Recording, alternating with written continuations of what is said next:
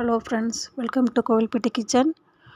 உருளைக்கிழங்கு பொரியல் எப்படி பண்ணலான்னு பார்க்கலாம். பருப்பு சாதத்துக்கு, தயிர் சாதத்துக்கு, எலுமிச்சம்பழம் சாதத்துக்கு நல்லாயிருக்கும். கடாய் எடுத்து வச்சு எண்ணெய் ஊற்றி கடுகு உளுந்தம் பருப்பு போட்டு நல்லா பொரிஞ்சு வரட்டும்.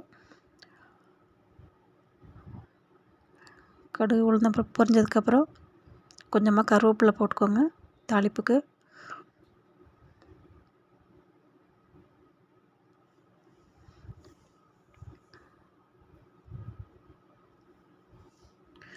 நான் உருளைக்கிழங்கு தோல் சீவாமல் எடுத்து வச்சுருக்கேன்.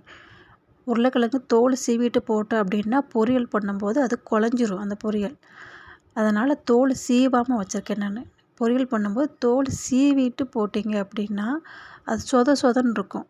தோலோடு போட்டால் தான் நல்லாயிருக்கும். உதிரி உதிரியாக வரும் அந்த பொரியல்.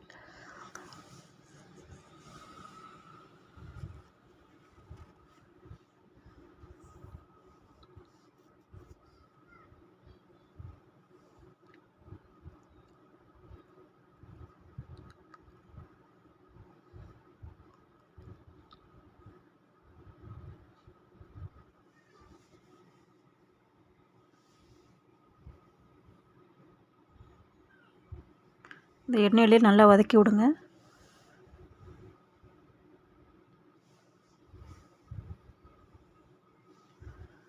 நல்லா வதங்கினதுக்கப்புறமா கொஞ்சம் மஞ்சப்பொடி,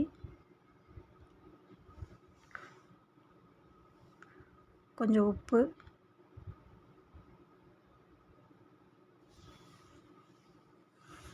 நல்லா கிளறி விடுங்க.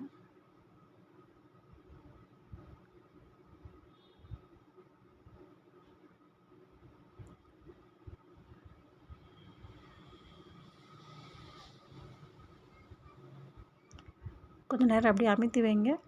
கொஞ்சம் உப்பு பிடிக்கட்டும்.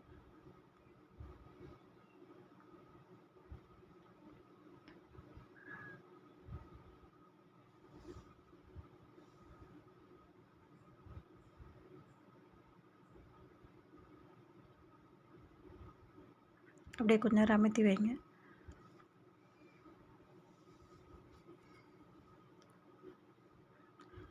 ஒரு 5 நிமிஷம் கழித்து திரும்ப கிளறி விடுங்க.